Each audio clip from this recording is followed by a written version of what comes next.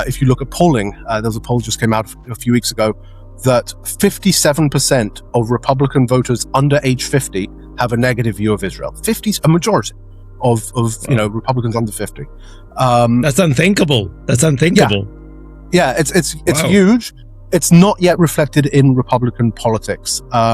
In part because you have a Republican politics that is being captured by Donald Trump in coordination with the backing, as we just saw in a Kentucky midterm election where Thomas Massie was defeated by $32 million, I think it was ultimately, of AIPAC money, or immense amount of money coming in because of Massie's positions on Israel, in coordination with Trump's objections to Massie's support for releasing the Epstein files. Right, it's a good example of those two interests working together. But I am having conversation with Republican politicians who are saying, I don't want to be the first to stick my neck out, but I can see that my constituency really wants me to say something. I'm also terrified that Donald Trump, if I say anything, will leap down my throat. But stand by, that time is coming. And everything they've highlighted, like for president, that's illegal. Like literally everything what he's doing. Yes, I mean, that's the thing. It's supposed to be. Right, and this is to bring it back to Palestine. This is where it turns out that law is only as good as it is applied. And one of the first indicators was, again, the application of human rights law to Palestine, to Israel, by or the unwillingness to apply it by the US government, which should have been a blinking red light for everyone who cared about the rule of law, about equality under the law, about the application of the law, about law enforcement.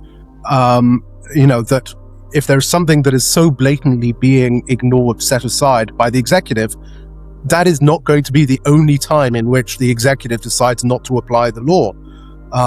And indeed, it turns out, the Trump administration sort of saw an opening in the dam that the Biden administration has created, and has now blown it wide open and said, look, essentially, no, we are the law, and no one is going to force us to enforce a law that we don't want to. And that's where we are. You are listening to CEO. My guest is Josh Paul, the leading human rights campaigner and the former director of the U.S. Congressional and Public Affairs for the State Department's Bureau of Political Military Affairs. He was responsible for overseeing U.S. defense diplomacy and global arms transfers. In October 2023, Josh made headlines around the world when he became the first Biden administration official to publicly resign in protest over U.S. military assistance to Israel during the Gaza conflict, citing a breakdown in human rights oversight. He co-founded a new policy, the Political Action Committee and lobbying group dedicated to supporting a U.S. Middle East policy centered around human rights and compliance with U.S. and international law. Do me a big favor and make sure that you've subscribed on YouTube to help us reach as many people as possible, keep them informed, and help them get out of the clickbait shadows and unmask the narratives. Thank you so much, and back to the episode. My name is Josh Paul. As your audience might already be able to tell, I grew up in London to a British father and an American mother. I came to the US a long time ago now, I guess, in the year 2000 for grad school, and have been essentially based in the US ever since, in a career that has been about US national security policy. I've worked in the Pentagon, I've worked in the State Department, I've worked on Capitol Hill, and also worked overseas for both the US and UK governments in Iraq and in the West Bank. I resigned from my most recent government job, which was at the State Department, where I was part of the bureau that is responsible for US global arms transfers and security assistance, essentially the basket of tools we call defense diplomacy. I resigned from that job in October of 2023 over what was then the Biden administration's policy, but continues, I'm sorry to say, under President Trump, of unconditional support, particularly military support, to Israel in the context of Gaza in particular, but I think more broadly.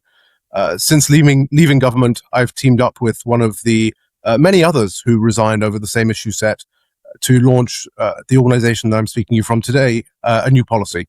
We are a single issue lobbying and political organization that is working to shift American policies and American politics when it comes to the US-Israel relationship, the US perspective and approach to Palestine, indeed to the broader Middle East, and, within our own politics to create the space for the important discussions to happen that are too often shut down before they can even start. Absolutely. I think we're all witnessing that almost on a daily basis. But because your position was pretty senior, I mean, I remember when you resigned and you published your resignation letter, it seemed that the American media kind of melted over that. Could you share with the audience what you wrote in that letter? Because it was pretty explosive, and I think it was as honest as it gets. And it should, and you said what needed to be said at the time. Oh, thank you. No, I appreciate that. I mean, at the time that I resigned, this was, October 17th was the day that I submitted my resignation. October 18th was my last day in the State Department. This was, 10 days into the war, the genocide in Gaza. But, and a lot of people have said to me, wow, you left very quickly. But from where I was sitting, it wasn't quick. It was 10 days, but 3,500 people, who had been killed in Gaza already at that point. And at that point, almost all of them if not all of them, by American-made weapons dropped from American-made aircraft. And these were weapons that in my role, I was part of the approval process for, and I was being asked to sign off on more weapons sales and moving everything faster. And so there was a direct nexus to the work I was doing, which, gave me that very stark choice of, do you continue to be complicit, or do you step up and step out? I was trying to make the argument in the State Department, as I had, on many other occasions, both regarding Israel and other American partners with, to put it mildly, dubious human rights records, that we should be pausing, we should be thinking about what we were doing and its implications. But there was absolutely no interest within the US government or the State Department of having any sort of discussion like that.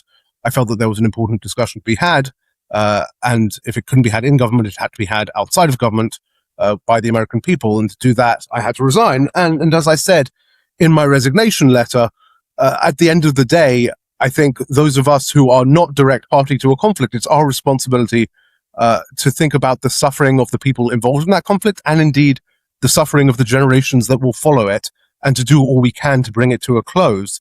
I also noted that there is, unfortunately, or there has been for many years now, a sort of autopilot to the American approach to Israel that has essentially followed Israel off a cliff as it has itself leapt, I would argue.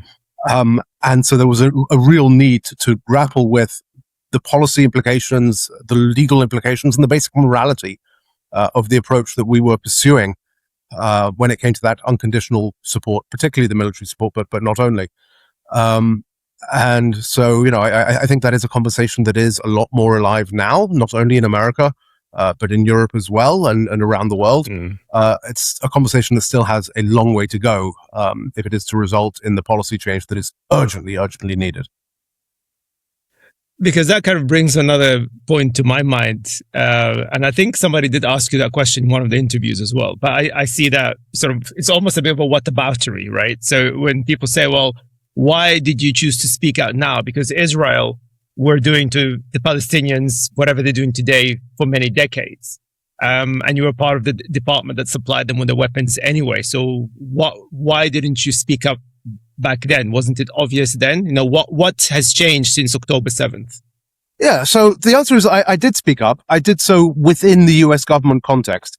I think what is different since October 7th, obviously, other than the scale and the scope of the harm that is being visited upon the Palestinian people, particularly, but not only in Gaza, is that up to that point, I think as a civil servant, even as a director of an office within the State Department, as I was, you have to be somewhat modest and humble in what your expectations are of what you can actually change. US foreign policy, US policy on Israel is not a ship that is going to turn, on a dime. It takes time to shift, and you have to chip away. And so I had been within the State Department chipping away on a variety of human rights issues, including Israel.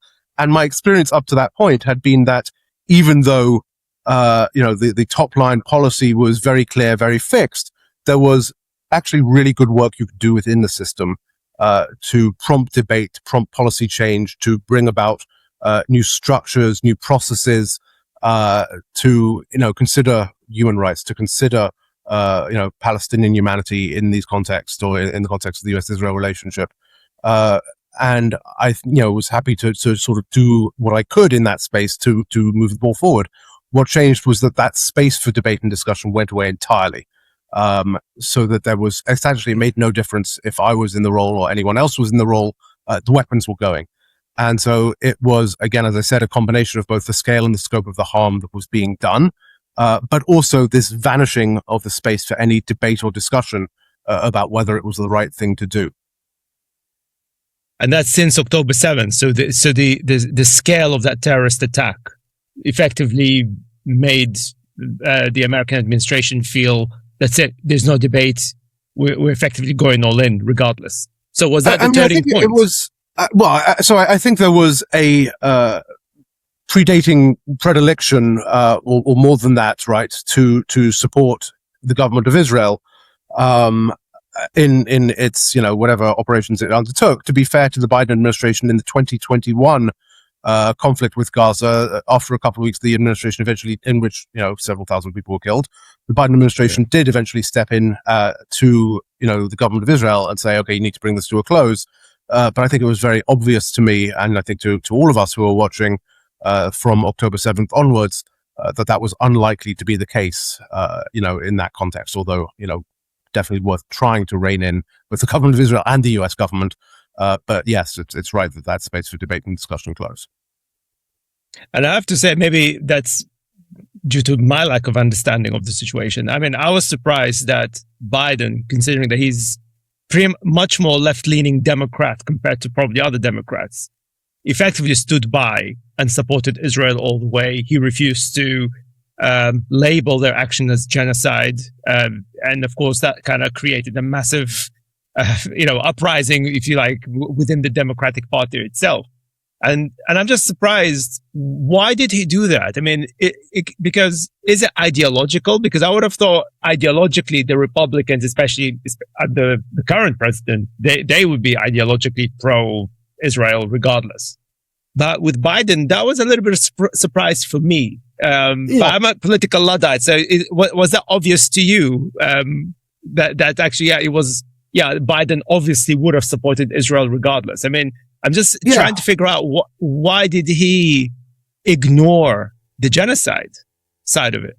Yeah, and to be clear, I think with Biden, it's not just that he, didn't use the word genocide. I think that would have been nothing short of miraculous had he done so.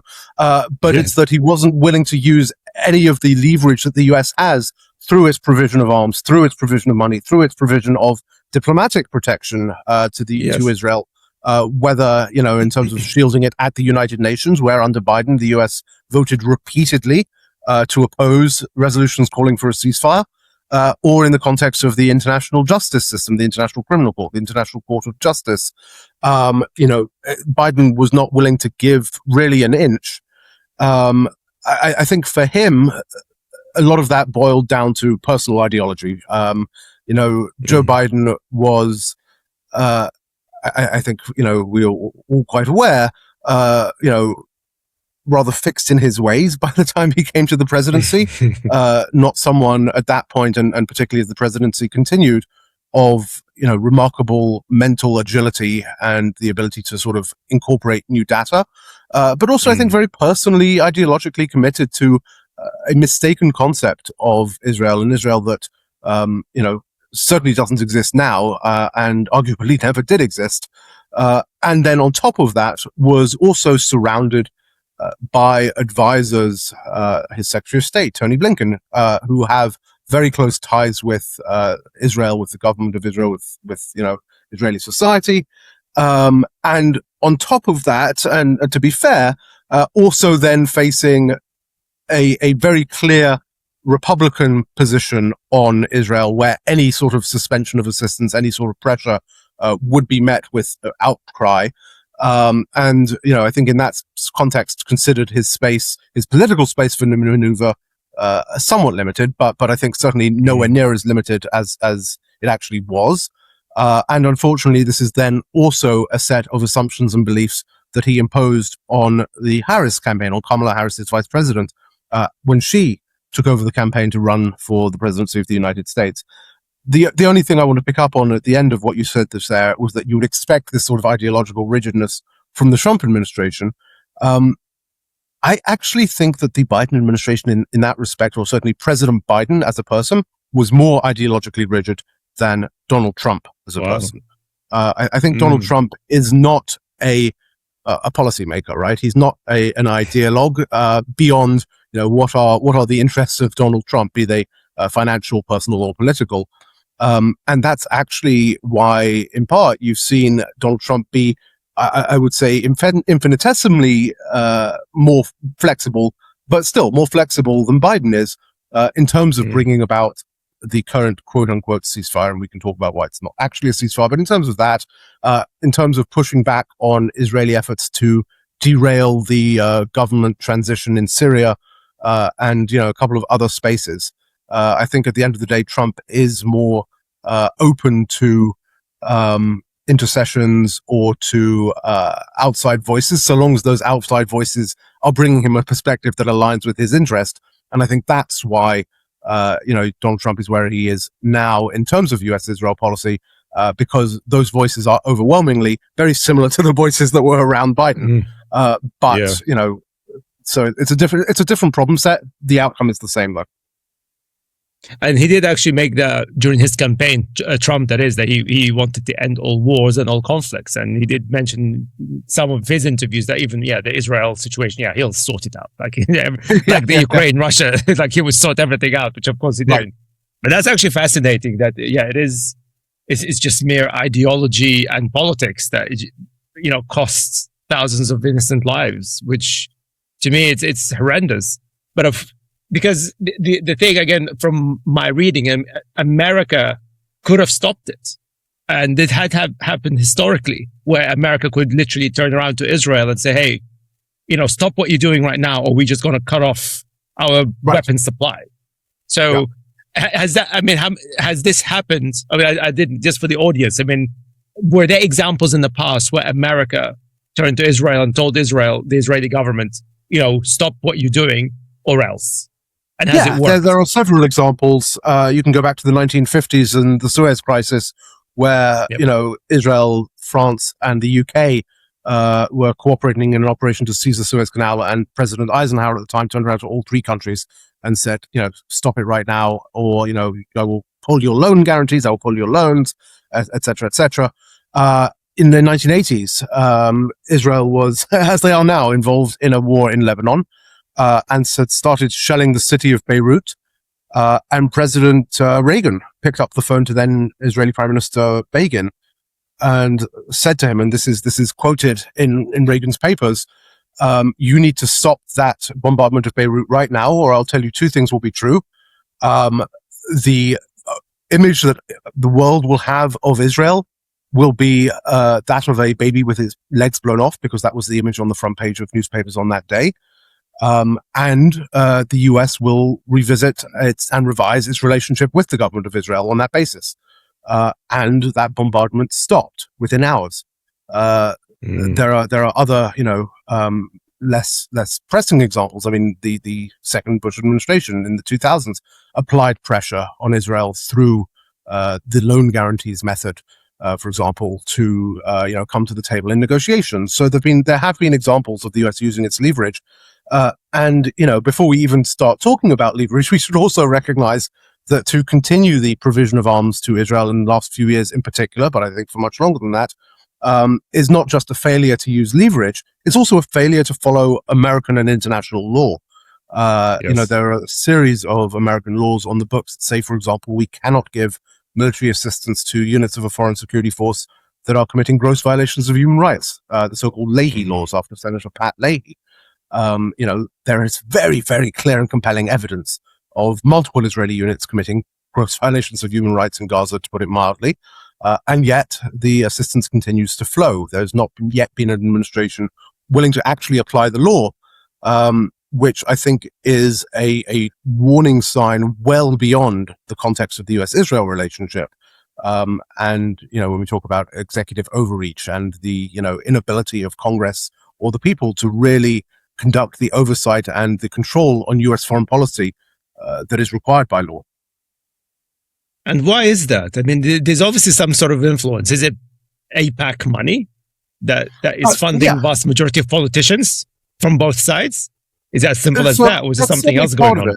Yeah, no, I think that's certainly part of it, and a big part of it, right? That there has been for decades now, and particularly the last decade, since the Citizens United ruling in the Supreme Court that vastly expanded the amount of money that can flow into American politics. But there is a sort of, first of all, a reward and punishment system, where, the further you go in support of Israel and your unconditional support of Israel, the more you are rewarded. Should you ever say a critical word, you are punished. If you are a policymaker, that punishment will be that you are not going to get confirmed by the Senate. You are not going to get appointed to a position by an administration, current or future. For politicians, that punishment could mean that some of your funding is withdrawn, or someone is found to run against you in the next election with significant amounts of funding. And we're seeing that play out as we speak in the current US midterm cycle, where there are tens of millions of dollars already being spent.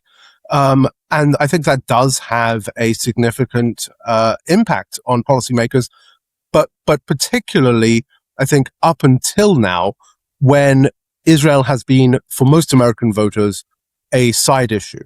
It is one thing to say, look, every year there's going to be a bill that comes to the floor. It's going to give several $1 billion to Israel, as it does. You need to vote for that bill. And if you do, then we will support your campaigns. And, if you are a member of Congress from, Utah or Alabama or something like that, and most of people in your district, are not that interested, it's very easy to say, sure.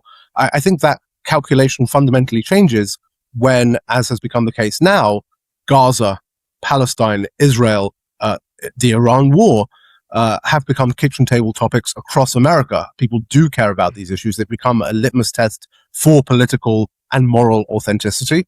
And I think that explains a lot of the loss of traction that we are seeing now on the part of AIPAC. It's because their issue is in the spotlight and people care about it, that they are significantly weakening. So the short answer is, I think it is pretty easy for a special interest group or a set of special interest groups who are focused on one particular topic to override the interests and ultimately the will of the American people when no one is watching. And that's where we have been up until the last few years. And that's the interesting thing. That's the reason why I mentioned at the beginning that for me, I feel it's important that people understand that this whole situation impacts all of us in some shape or form. It's not a side issue anymore. And it's never been a side issue. But so, which kind of brings me to my next question. Like, why has it been such just a side issue? Because as you highlighted just now as well, the problem and Israel's behavior has been, not as bad as it is today. I mean, now they've crossed so many lines, but it's not like they've never crossed lines before. And you mentioned the Suez situation. I mean, that had a major impact as well. So is it the media that just shut it down somehow, or they just didn't put enough spotlights on Palestine? So I think media just plays a role in a few ways, right? Mm. I mean, first of all, in the sense that, at least for now, we're in this era of democratized media and social media, where particularly the younger generation are not getting their news from, the flagship stations, right? In the US, NBC, CBS, ABC, in the UK, the BBC, but are getting it, from a flow of different sources. The other side of that, of course, is also that information can be put out from the ground by citizen journalists in a way that it never has been before.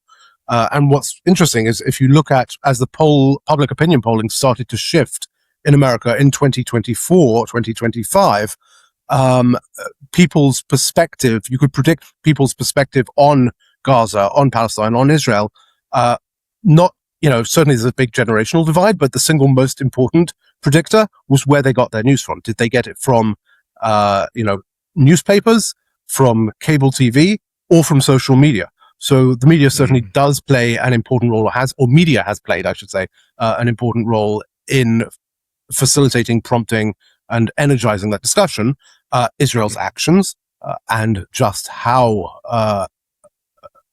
many atrocities and the scale of atrocity, I think has also certainly drawn a lot of attention here, as have Israel's actions, for that matter, if we're talking about the current context with the war with Iran, in drawing the US into that conflict and the economic repercussions that we are, I think, only just beginning to feel, with higher prices at the gas station, all that sort of thing, but that will reverberate in many other ways, and I think probably more significant ways for months and likely years to come. So there's a host of reasons, I think, why this is an issue that now has traction.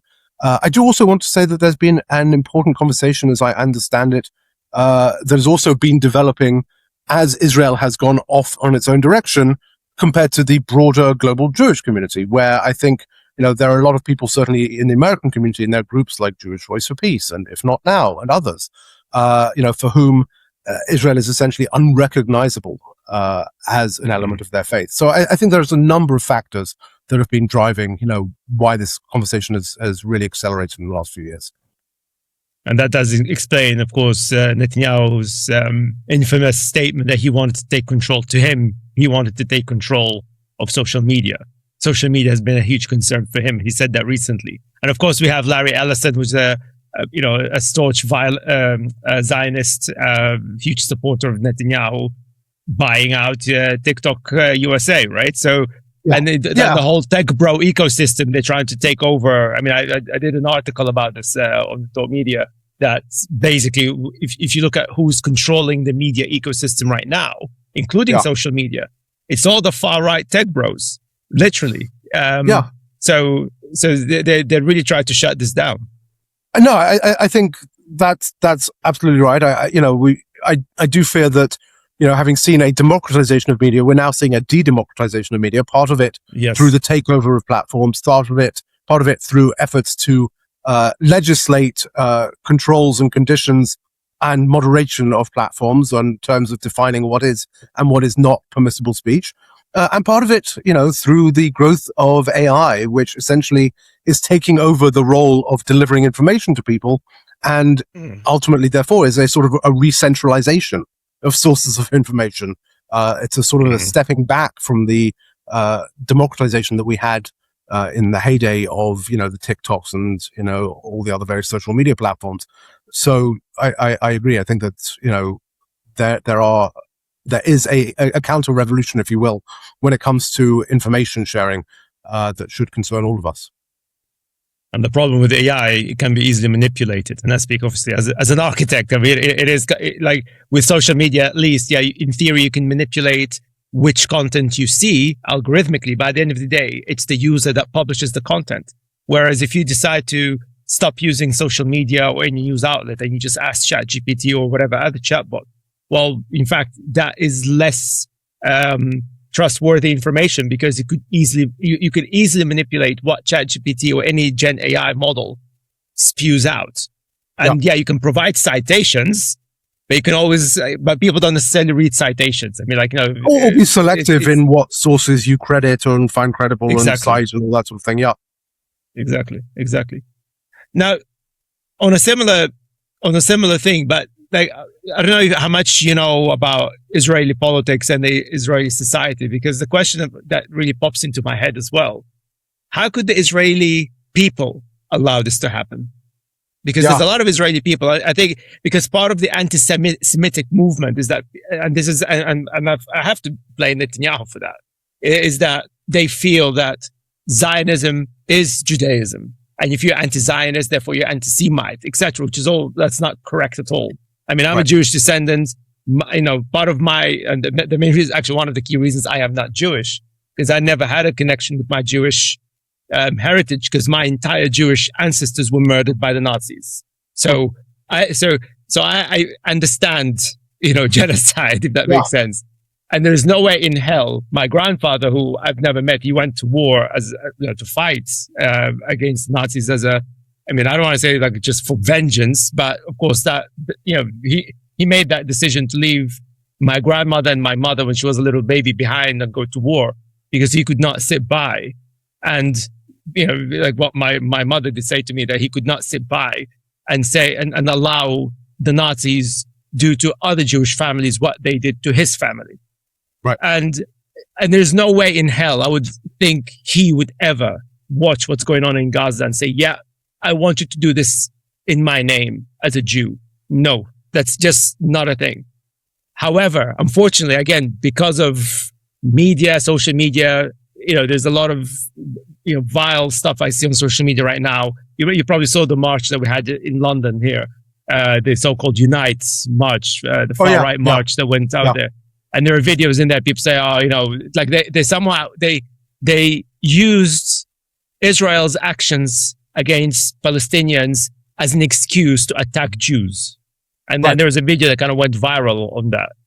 So, although at the same time, I was going to say at the same time, the government of Israel and Prime Minister Netanyahu have also been coordinating with and backing a lot of the far right groups, including, Tommy Robinson, including Viktor Orban in Hungary. So there's also, a sort of unity of effort there, right, amongst, far right organizations, far right perspectives, in which I would definitely include that of Prime Minister Netanyahu and his government. Sorry, I didn't mean to interrupt. No, that's a great point. And which kind of brings me back to the Israeli people. How could they allow this to happen? I mean, I suppose they vote for this, but that could not surely be the Israeli society supporting this. So, first of all, obviously, I'm not an Israeli political analyst, sociographer, anything like that. I think we have to first acknowledge that this is not just a Prime Minister Netanyahu problem.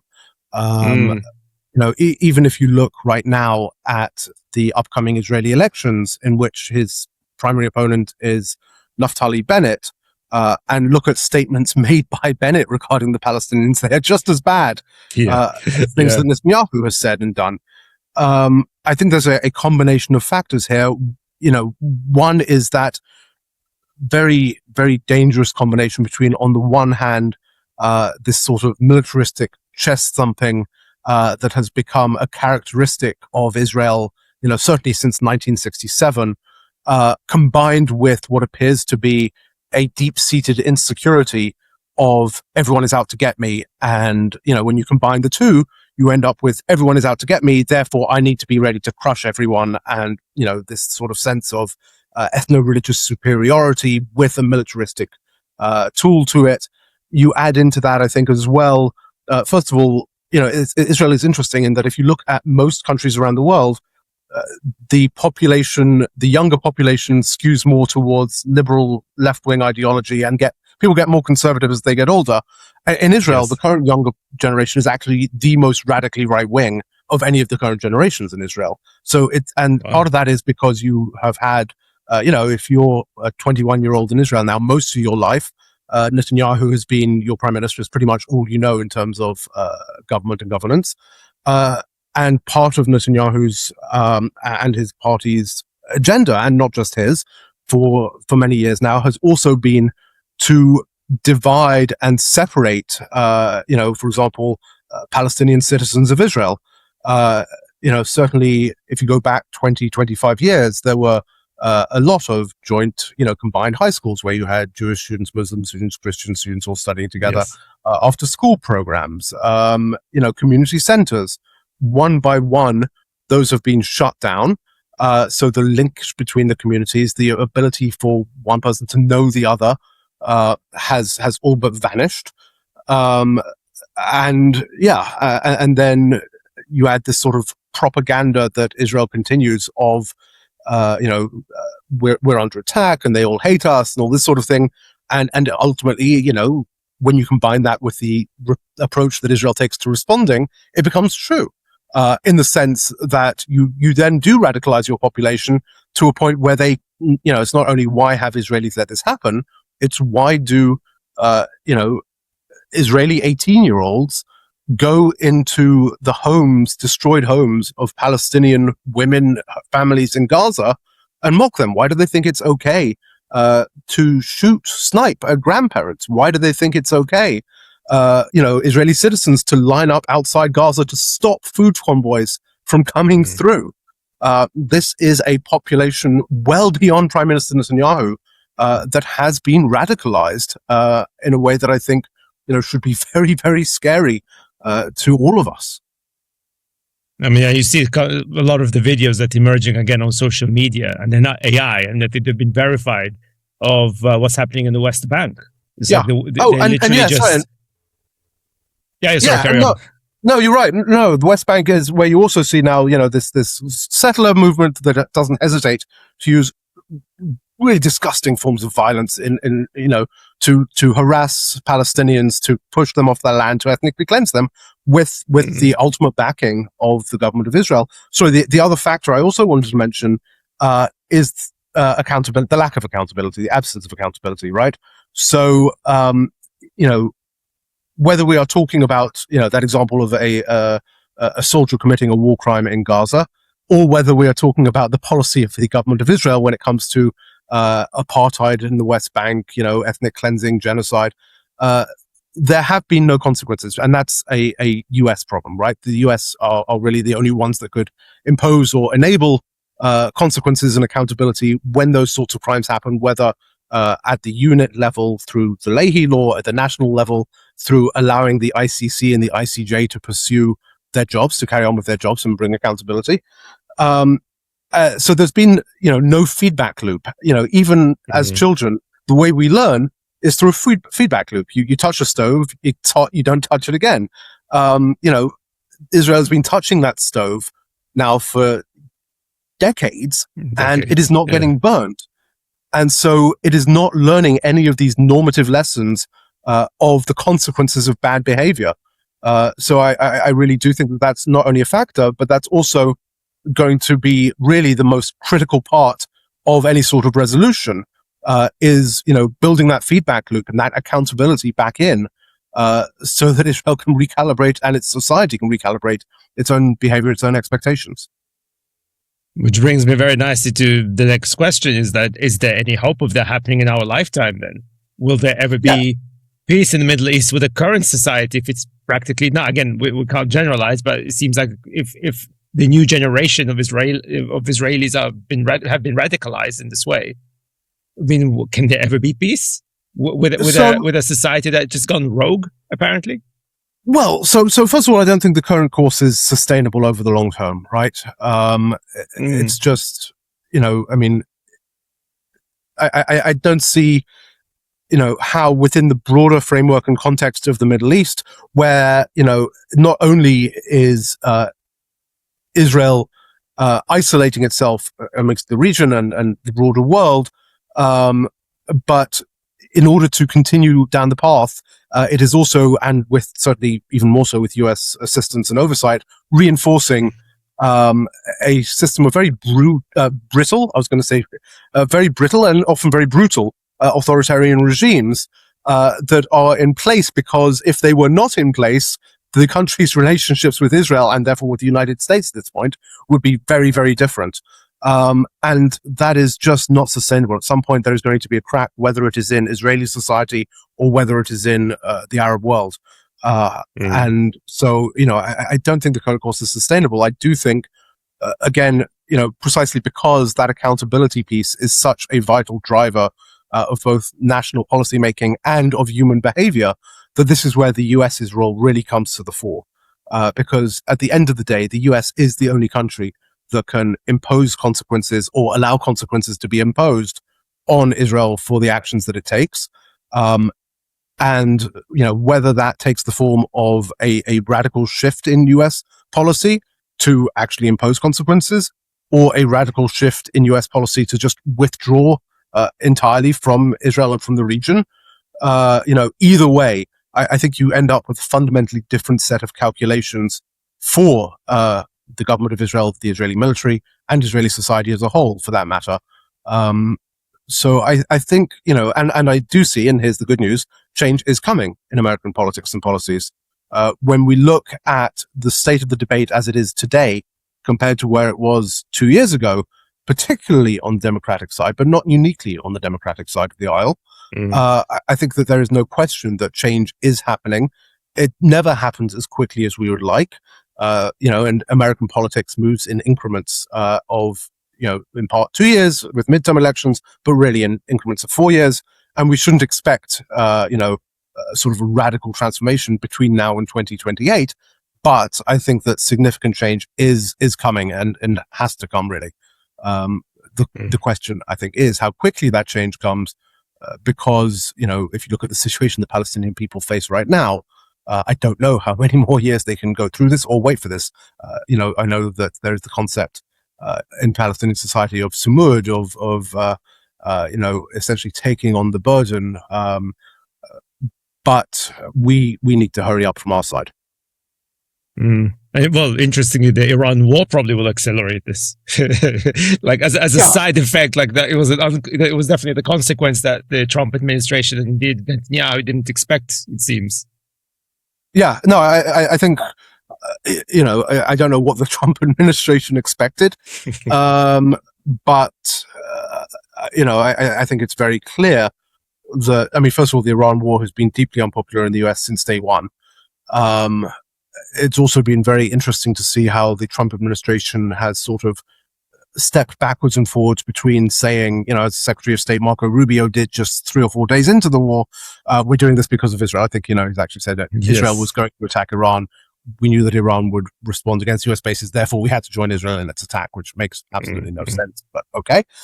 Or you have, State Department legal position that we are in this war, essentially in support of and coordination with Israel.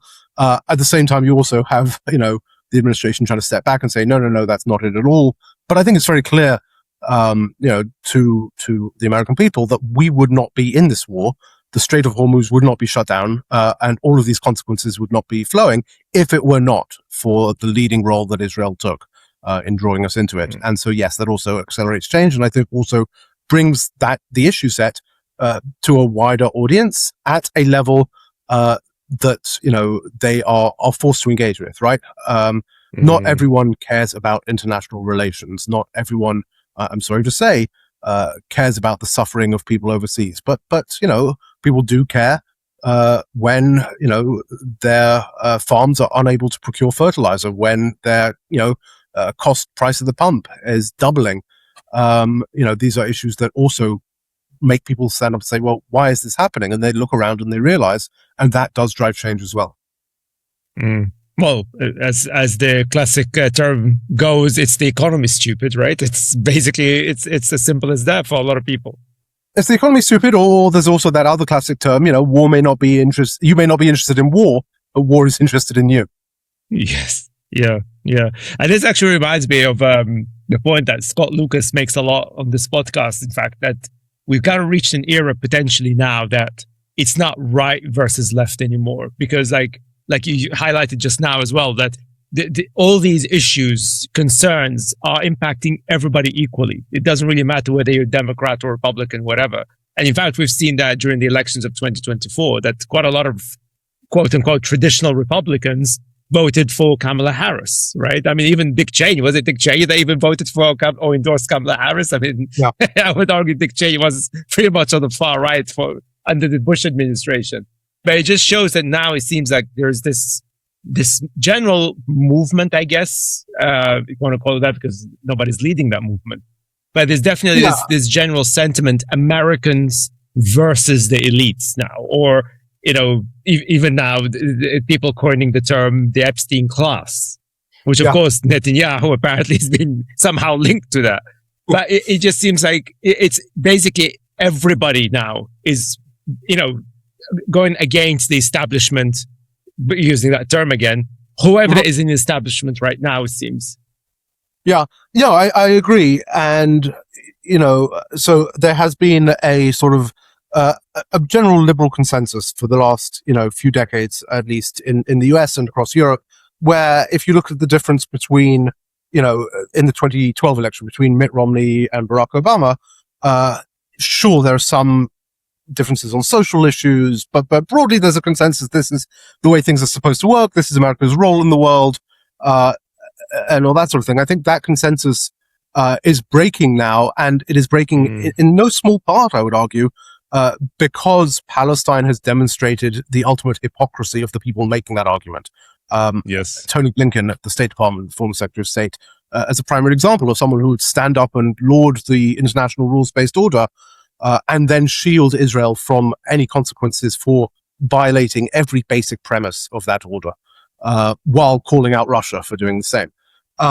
Yes. And then what you see in response is a growth and, of left-wing and right-wing populism, or populism, period, Yes. where I think there is a shared pushback that crosses the aisle against, the failed,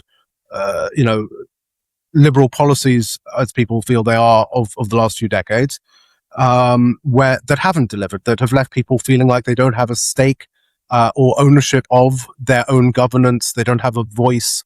And this is only, I think, I'm afraid they're going to accelerate in the coming years now, with the role that AI and those who own and control AI play, in our politics and in our economics. I think it is, as you said, part of the problem is that it is right now a leaderless populism. Sure, there is, Donald Trump in America for a while longer, and various others, but there hasn't really been a uniting vision behind this yet. And what does that mean for future policies in this sort of populist movement? And I think that's yet to emerge. And to be clear, it could go in one of several directions, not all of them positive. And I think perhaps it's probably a bit of a side note, but I think perhaps for those of us who believe in liberal values, maybe we should stop using the term liberal, because some people literally freak out and say, oh my God, the libs, right? We hate the libs, which is ridiculous. But at the same time, perhaps we need to do what they've done in Hungary. Because I had a conversation with GK Peters. She's a British-Hungarian entrepreneur. She used to be a journalist based in Hungary. And I asked her that question with what happened in Hungary exactly in terms of the elections, with Orban and Peter Magyar. And I asked her that question because the current prime minister, Peter Magyar, he's not a liberal. He's a conservative. Right. The guy comes from the same party as Viktor Orban. And she said, interestingly, the key message that he was pushing is not about right or left again. It's corruption. How do we end the corruption? How do we end these powerful elites corrupting our system, abusing the system, abusing our people, abusing everyone? And that message seemed to have resonated, without adding any labels, by just highlighting the reality, going, to the point that you made earlier, that it's the things that impacts everybody equally. It's like, it doesn't matter whether you're a liberal, pro-liberal or whatever, that's irrelevant. The reality is we have major corruption. We have really dangerous people in power that are, that would happily watch you die and do nothing about it. Yeah. Literally. Yeah. And I'm thinking maybe that could be the opportunity for the US, maybe in the midterms, but certainly in the next elections. No, I think it is. And, this actually, we're going down a bit of a rabbit hole here. But, as we do. Yeah. So I think there is, looking at the US system, an immense amount of legalized corruption, in terms of the role of money in politics, in terms of, the billions of dollars that, some people accrue on the backs of, tens or hundreds of thousands of others. And then the role that money allows them to play in politics.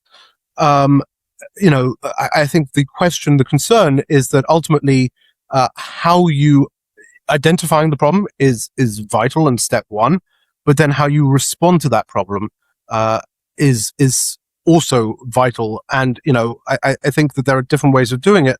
One way is, torches and pitchforks, at the castle and down with the elites. The other way is the very boring way of, how do we better regulate the economy and big business and the tech sector, and how do we oversee those regulations? How do we, legislate for them, and so on and so forth. And I think that that's, probably the healthier, maybe more boring, more bureaucratic way. Neither of those I think are happening right now. There's neither the calling out and pulling down, nor is there the responsible regulating. But I do worry that in the context, whether it be of Hungary or any populist movement that is an anti-corruption populist movement, which the MAGA movement, I would say very clearly right now, is not in the US, given who's buying it. But that you want to be sure that you are actually still going back towards a system that is driven by law, not by sort of the anarchy of the mass or the rule of the majority. That you still need to have those structures in place. And I think that's one of the things that concerns me about sort of that populism. No, I agree. And I remember I did a live event in December 2025, and I made the point. Again, looking from the point of view of AI, that my concern that 2026 will be the year of retaliation, where people literally will start fighting back, as it were, in whichever form that may take. It could literally be people in the streets with pitchforks. And effectively, we're kind of seeing that now in America, where people vandalizing houses of AI CEOs, people vandalizing data centers, etc., which is not something I would ever condone. But the problem is we are seeing that. We like you said, I mean, this is my concern as well, that we are going to be seeing, a boiling point this year at some point. And not to mention, going back to the Iran war, I mean, the economy is screwed, because he's not going to walk away from this. I mean, the only way for him to walk away is for him to admit defeat. That will never happen with Trump, ever. So we're stuck. Yeah. I mean, well, I think there's a couple of ways for him to walk away, right? One is for him to admit defeat. The other is for, him to come away with something that he can call a victory and say, look, mission accomplished moment, right? We know how those go. But I think that is within the realm of possibility. I just, obviously the situation now is worse than it was, than the status quo antebellum. And there's nothing remotely looking like a victory, but, Donald Trump has this remarkable ability to, call a square a circle, and everyone sort of behind him to say, yes, indeed, that is a circle. So maybe that happens. I think that's the best we can hope for. Yeah, well, unfortunately, I'm still surprised that some people follow him so religiously till this day. I mean, there's definitely a radicalization issue in America right now, amongst certain MAGA movements. Or MAGA people, I should say. I mean, I think, we'll see. Donald Trump's day is also, it's winding down. In part, of course, no one lives forever. But also in part because after we get through these midterm elections, look, there's no question Donald Trump is going to remain a critical voice, a kingmaker for the next Republican nomination cycle.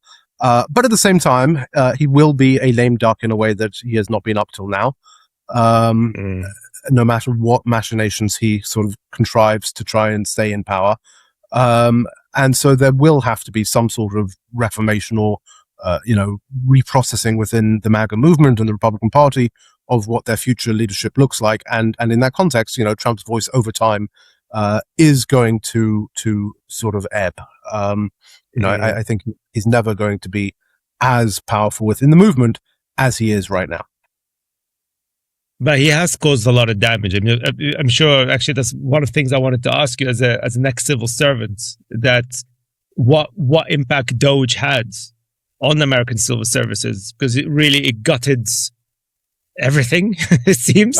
And the level of corruption, which kind of brings, I guess these are two questions in one, as it were. I mean, because you've worked in civil service for such a long time, have you ever witnessed this level of corruption? I mean, corruption always existed, and I'm not naive, but it seems like it's really in your face, brazen level of corruption that we're seeing right now. That is just, I lived in the Middle East, and I don't like to use the term third world countries or banana republics, but this is the kind of thing that countries in the Middle East and in Africa, for instance, were accused of.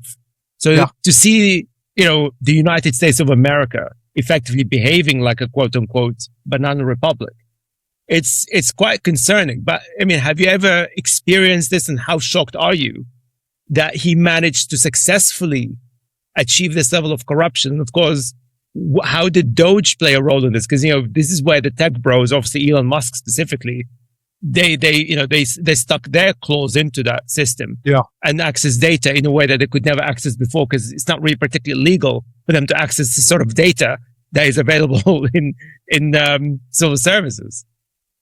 I think I think those are slightly two separable questions. I think, DOGE has done immense damage to the US civil service. The most prominent example being the termination, the closing of the US Agency for International Development, USAID, which has been a standalone agency since the 1960s and now does not exist.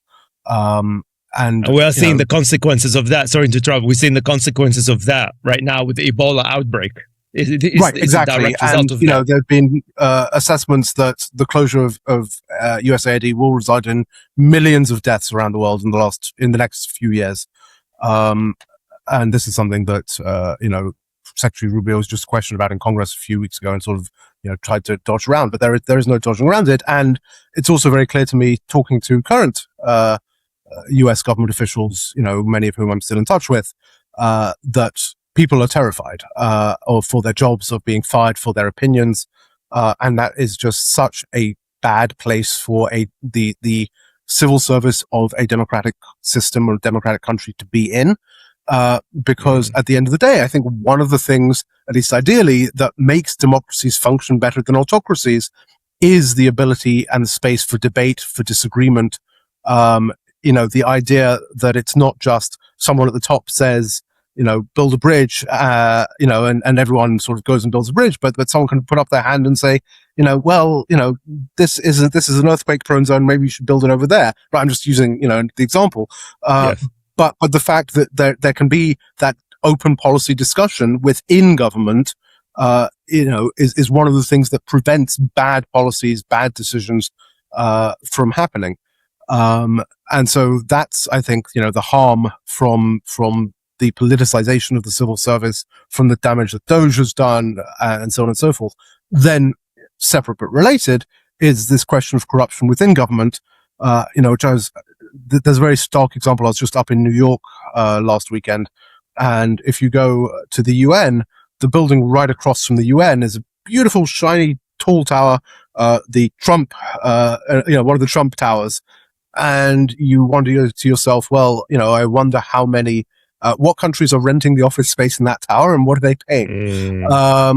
And that's just one small example of the way that money has been used to, or that the presidency, I should say, has been used to accumulate riches. And if you look at their assessments that are done of Donald Trump's wealth and how it is massively expanding in the last couple of years, whether through his real estate interests, whether through bizarre cryptocurrency schemes, but it is incredible, unlike any sort of certainly corruption that I've witnessed within my lifetime within the United States.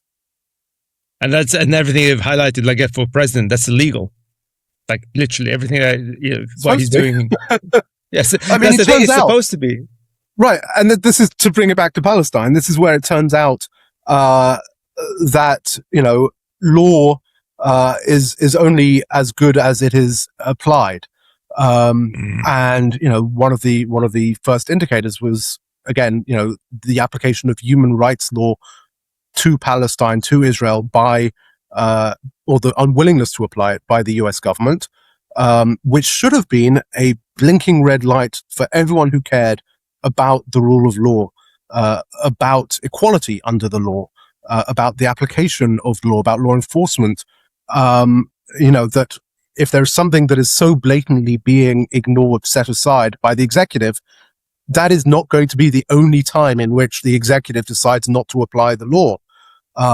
And indeed, it turns out, the Trump administration sort of saw an opening in the dam that the Biden administration has created, and has now blown it wide open and said, look, essentially, no, we are the law, and no one is going to force us to enforce a law that we don't want to. And that's where we are. Which is bizarre, because the Republican Party is all about being the party of law and order. Yeah. And it's crazy. It's quite ridiculous. But let's go back to your work, because I think, we again, I always enjoy having conversations with everyone here, because time just flies. Like, it's been an hour already, believe it or not. So what does your current campaign involve? And, let's start with that. What does your current campaign involve? Yeah. So this is actually a good way to wrap the conversation together, because when we think about lack of failure to enforce the law, when we think about the harm that is being done to the Palestinian people, but also to America's global interest, the harm that is being done to the rules-based international order, all that sort of thing,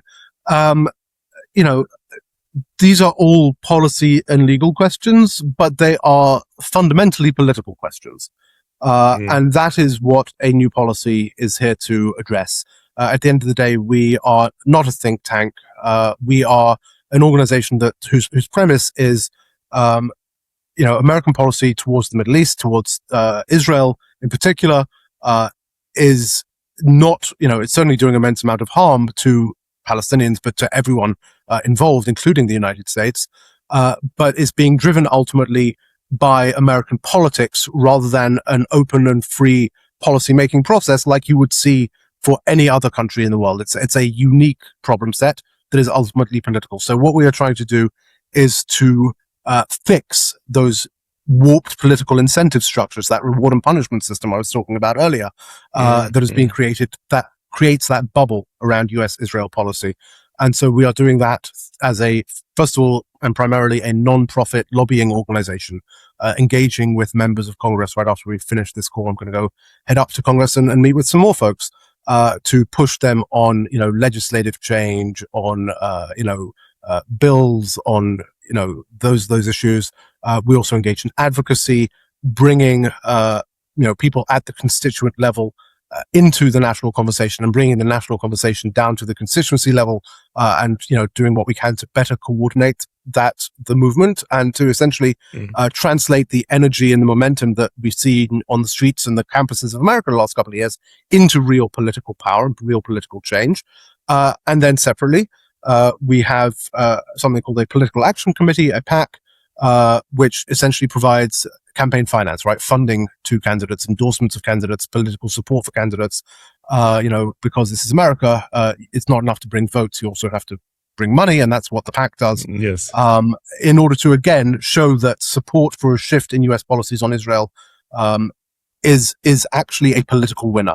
It's no longer the thing that is going to make you lose your seat in Congress or give up on ever getting that sort of Senate confirmed job in the State Department. It is actually now something that is the test of whether you are authentic, whether you are trustworthy, and ultimately whether you can win. And so that's ultimately the theory of change that we have and the work that we're doing. And what sort of response are you getting from the politicians? So I think politicians are beginning to get it. So some have already gotten it, let me be clear. But there have been, so I think you have to look separately at the Democratic Party and the Republican Party and their respective sort of ecosystems and communities. And which is not to say that, so the US functions in practice as a two-party system, whether we like it or not. I wish we had a multi-party democracy with an effective third or fourth, fifth party. Right now we don't. And honestly, that's not my problem. My problem is the US policy on Israel-Palestine. And so we are working within the system that we have. On the Democratic side, you've seen a tremendous shift where, just in April of this year, 40 out of 47 senators who are either Democratic or Democratic aligned, that's 85% essentially of Senate Democrats voted to block an arms transfer to Israel. That's incredible.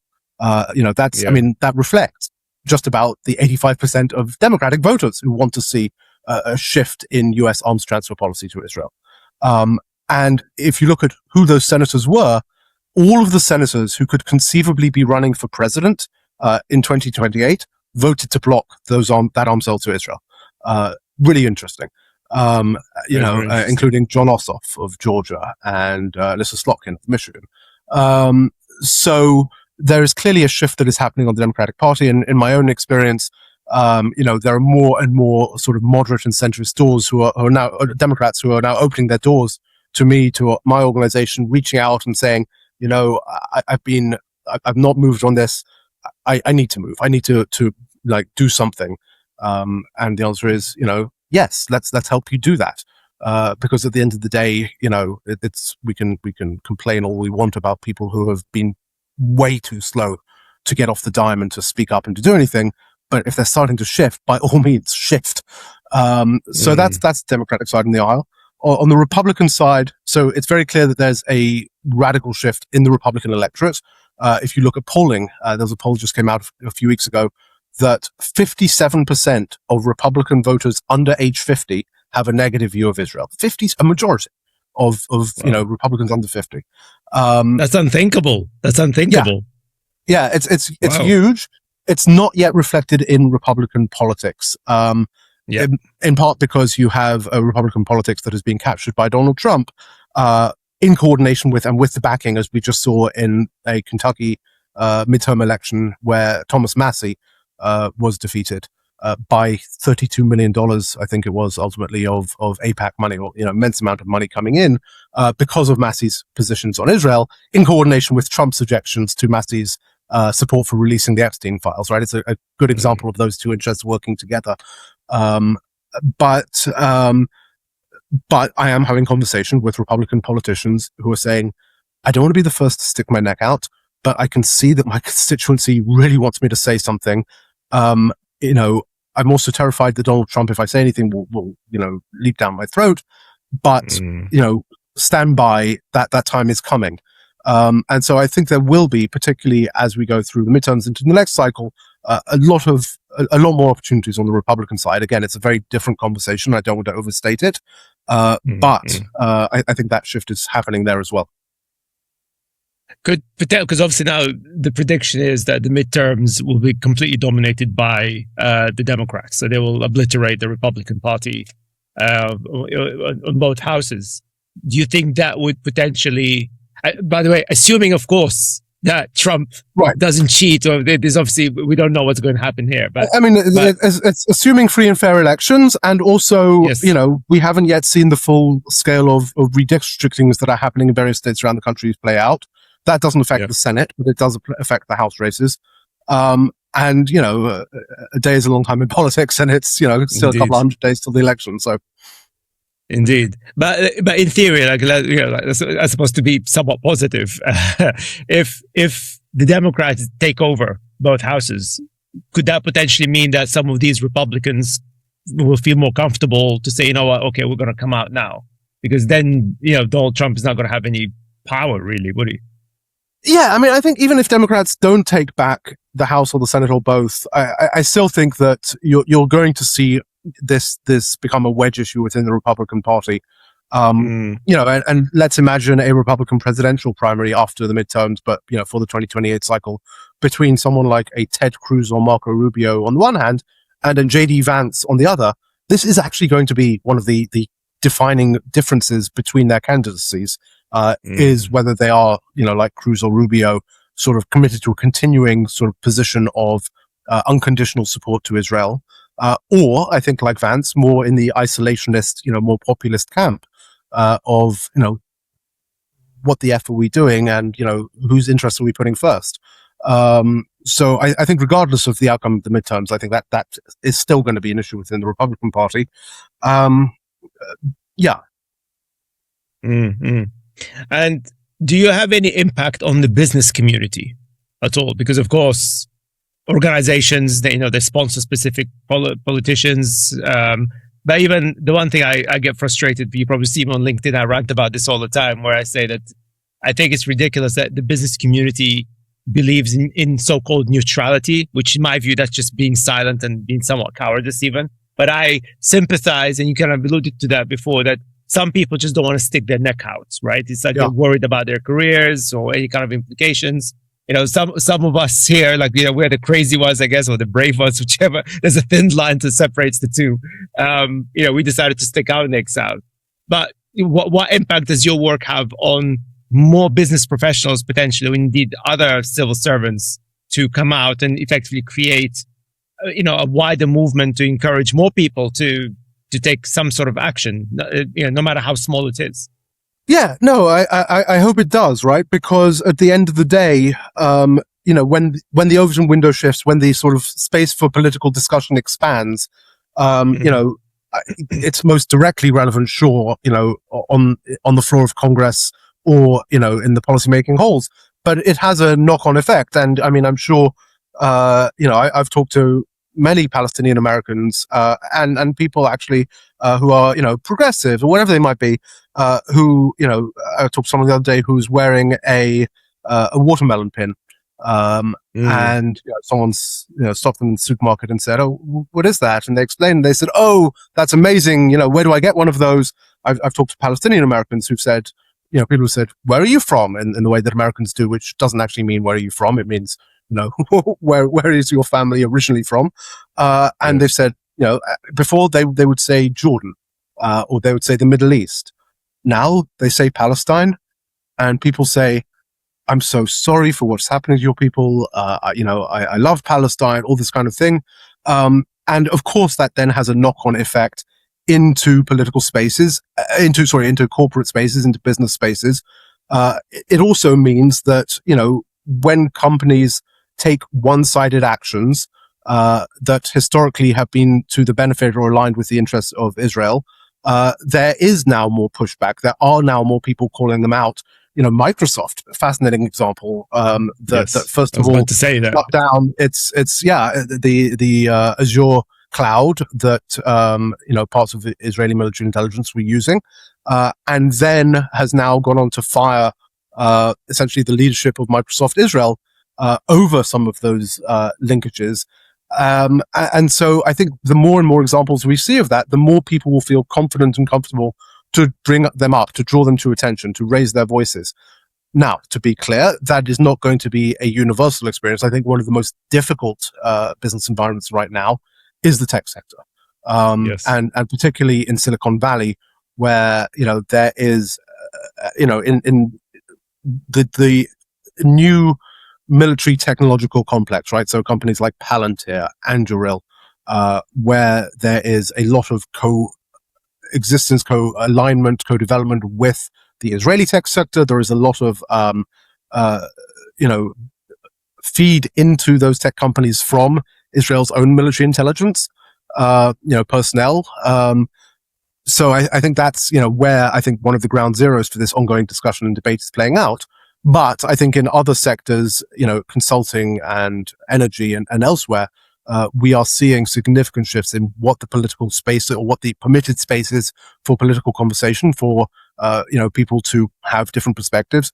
And, I think ultimately in the ESG space, where there's been a significant attempt to try and shut down, any conversation about Palestine as part of corporate, environmental, social governance policies, there is now, significant and increasing pushback to say, no, you can't have this exceptionalism. That's precisely what the problem has been up till now.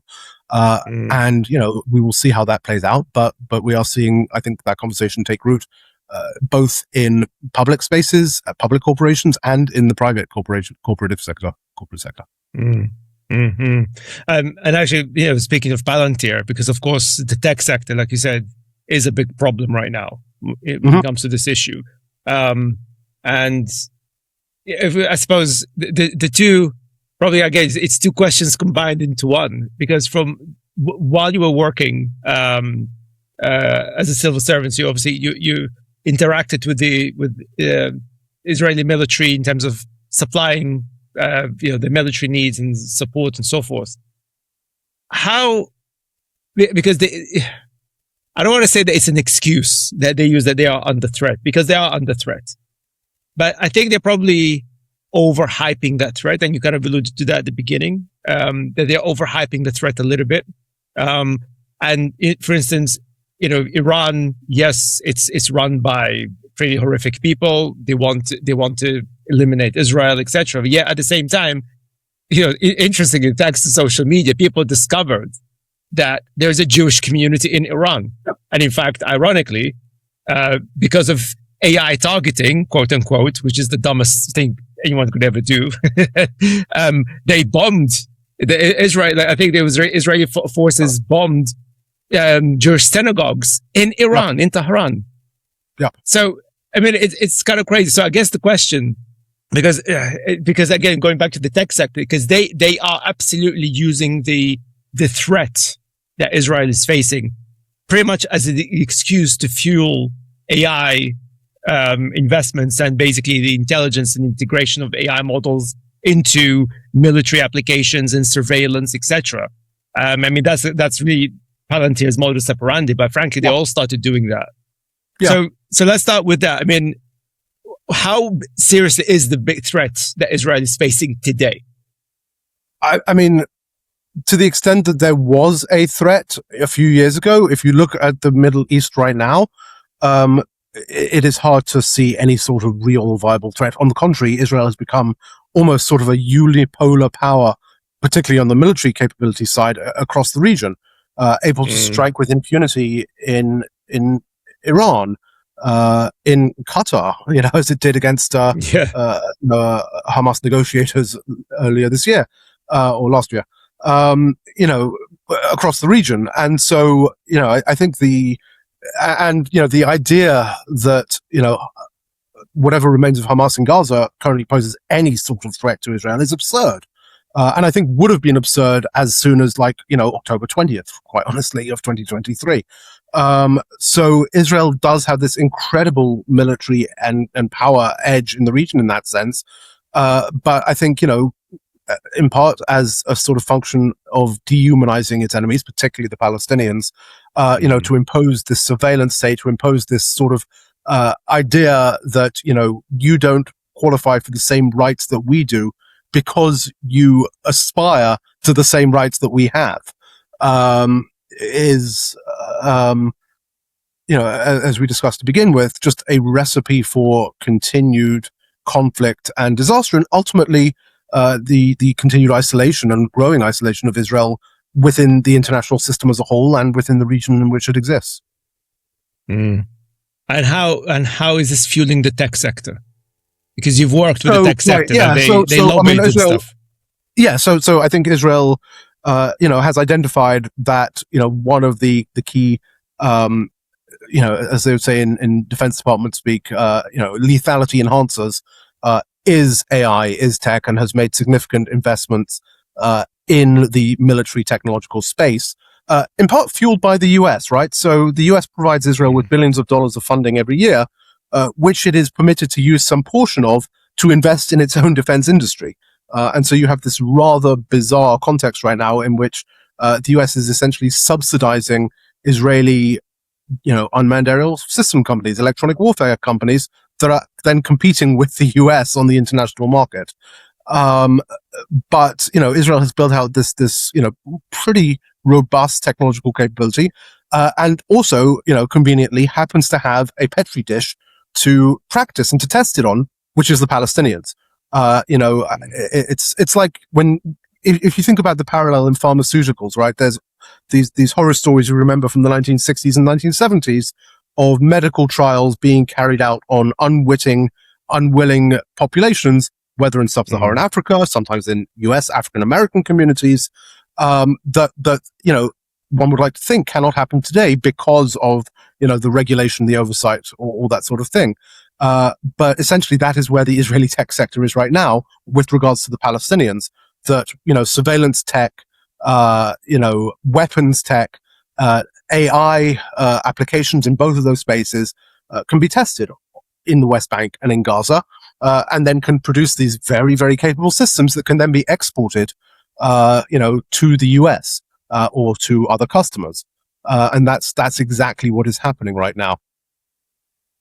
Which is horrible, and I mean, there's a conspiracy. I mean, you see, the problem with the Epstein situation, the Epstein files, it's really hard to define what's conspiracy, what's not. But there's a conspiracy that Epstein had particular interest in effectively using Palestinians and indeed the Arab population, African population, for all sorts of weird experiments in biotech and AI. Part of the whole eugenics research, and allegedly they're linking Palantir into that, or Peter Thiel specifically as and some of the the techno fascists effectively, and Israel apparently there are links in there. Like there's a lot of, because these files are revealing some seriously weird stuff, man. It's I'll be honest, I haven't dived into the Epstein files I think the preeminent concern there, right, remains espionage and blackmail. Yes.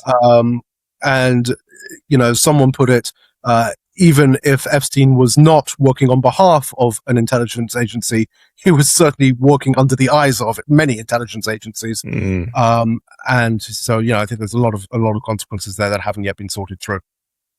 The thing that concerns me is that people think that Epstein is sort of some kind of lone wolf, but my concern that there are loads of other Epsteins out there that we just don't know about. He's the one that has been caught. Yeah. Wow.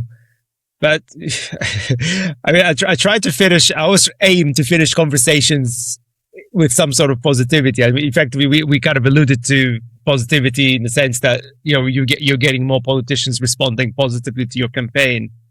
But what is winning mean to you? What does winning look like in the future? Like, when would there ever be a point where you would say, you know what, that's it, we've achieved our mission, I can retire and just chill? Yeah. Do you think that will ever happen? Yes. Well, will I ever just chill? Probably not. But is there such a thing as? I don't know that in politics there is ever such a thing as winning. Right? Politics never ends. But there is such a thing as succeeding. And I think that looks like a number of things. First and foremost, that looks like a family in Palestine that is able to sit down at the table in peace. Their son can come back from a protest and not fear the police knocking on the door. Their daughter can drive to the hospital without stopping at a checkpoint, and they can all discuss how they are going to cast their vote in the next upcoming free and fair election for their own government. Whether that is part of a binational state, whether that is part of a Palestinian state next to an Israeli state, whatever, that there is a vision of peace that I think ultimately is the fundamental definition of what success looks like in that Palestinian context. In the US context, success looks like the ability for members of Congress to take a position on US policy on Israel-Palestine in much the same way they would take a position on the question of US policy towards Portugal or Ecuador or whatever it might be, right? There isn't the political baggage and weight that prevents you from analyzing the issues and making your own mind up about what the right thing is to do and then speaking your mind. I think that's what success in part looks like on the US side. Of course, then accompanied by or followed by the policy changes that we want to see, particularly, as I said, in terms of removing that invisible sort of cloak of invulnerability around Israel so that consequences can then be delivered and can then, shape Israel's actions and behaviors going forward. So I think those are, at the end of the day, what success looks like. And yes, I think both of those are achievable and achievable within our lifetimes. With a new policy we launched a year and a half ago, if you asked me a year and a half ago, as people did, how long is this going to take? My best guess was like 14 years to get to something significantly better than where we are now. If you ask me again now, I'd say 10 years. But if you ask me next year, I might even say less than that. I think the time for change, for positive change, is accelerating. It's just not as short as it needs to be yet, and that's why we all need to speak up and do something. Absolutely. And ironically, it's effectively, they are the reason that things are accelerating. It's like they're shooting themselves in the foot and it's accelerating the movement against them. So they're literally, they are the source of their own demise, it seems.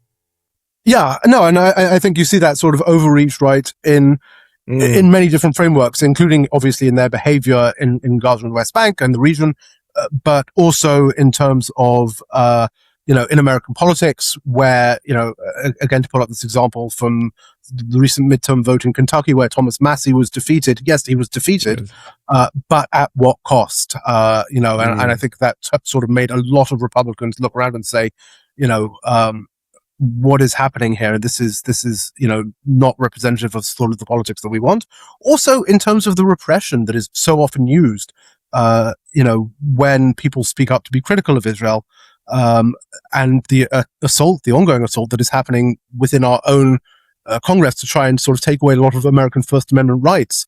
To be critical of a foreign country, the more you repress it, the more attention you draw to what you are doing and to, the impact of what you're doing, and the more sort of, pushback that then creates and awareness that creates.